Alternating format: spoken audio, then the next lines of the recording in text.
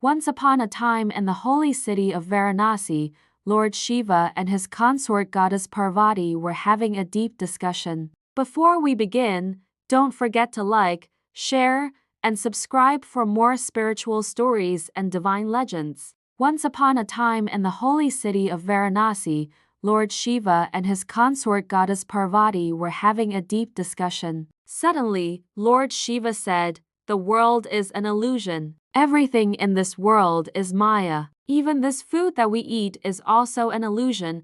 Goddess Parvati was deeply hurt by her husband's words. How could he call food, which was the very sustenance of life, an illusion? She sat quietly, deep in thought. On one side, she had her love for her husband, the great Lord Shiva; on the other, her duty as the mother of the universe. After a while, she turned to Lord Shiva and said, "My lord, if food is really Maya, then I, as the mother of this universe, want to withdraw this Maya from the world." Lord Shiva, being a staunch believer in his wife's righteousness, said, "You are right, my dear. If food is an illusion, then why should the world depend on it?" Saying this, he closed his eyes and gave his consent. And immediately, the goddess withdrew her divine energy from the earth. No sooner had she done this than the earth became barren. The fields that were once filled with crops withered and dried up. The rivers and lakes, all sources of water,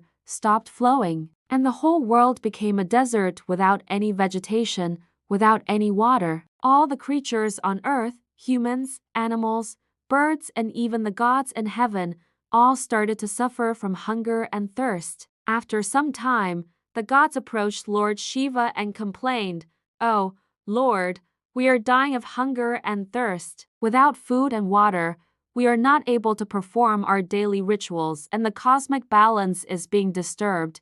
Seeing their plight, Lord Shiva realized that his earlier statement was wrong. He went to his consort, goddess Parvati, and fell at her feet. "My dear Parvati, I am sorry. I did not know that you are Annapurna, the giver of nourishment to the whole universe. Please forgive me. Without food, life cannot exist. We have to accept this truth." Goddess Parvati, who was very merciful and compassionate, said, "My lord, do not feel bad. I am pleased with you. But you have to understand that food is not just a necessity, it is a divine gift. It is Brahma, the creator himself."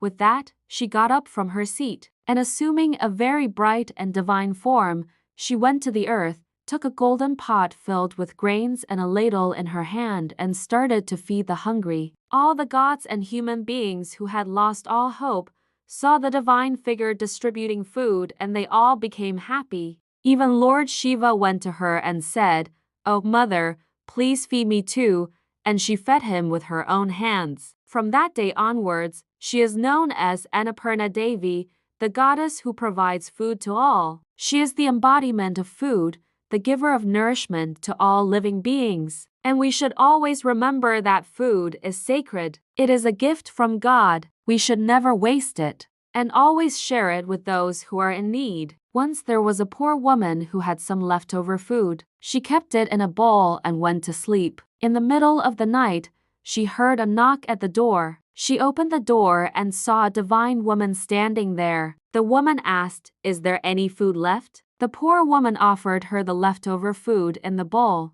The divine woman ate it and disappeared. The next morning, the woman found an idol of Annapurna Devi in the place of the bowl. She understood that the goddess was pleased with her. Annapurna Devi is worshipped in Hinduism as the goddess who provides food and nourishment to all living beings. She is considered to be the mother of all, and her blessings ensure the well-being and prosperity of all. The story of Annapurna Devi teaches us about the importance of food and the need to share it with those who are in need. It also reminds us to respect food and not waste it. So my dear children, always remember, Annam Brahma, food is God. Respect it and share it with others. And so our little adventure into the realm of Hindu mythology and spirituality comes to an end. We hope you enjoyed listening to these enchanting tales as much as we enjoyed sharing them with you. If you want to continue your journey through the rich tapestry of Indian culture and mythology,